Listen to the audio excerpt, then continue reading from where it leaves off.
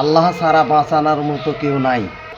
অযথা খারাপ হওয়ার আগে ভালো হয়ে যায়। আল্লাহ তোকে হেদায়েত দিন।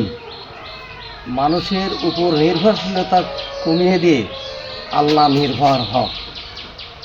আমাদের বিভিন্নভাবে হুমকি ধামকি দেওয়া হচ্ছে বা বিভিন্নভাবে টাকা ফেলানোর চেষ্টা করা হচ্ছে। তো আমার জোর দাবি প্রশাসনের কাছে যে আমার পরিবার এবং আমরা সবাই নিরাপত্তাহীনতায় ভুগছি। ঊর্ধ্বতন কর্তৃপক্ষ বিষয়টা যেন আমলে নেয়।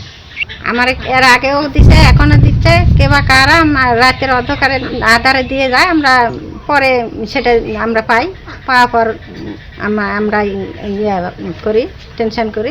আমি ফজরের নামাজ পড়াতে বাড়িতে এসে দেখি আমার গেটের সামনে এই দুইটি জিনিস, একটা চিরকুট লেখা আর এই সাদা কাপড় পলিথিনের মধ্যে দিয়ে জোড়ায় আমার গেটে বাঁধতে রাখিছে।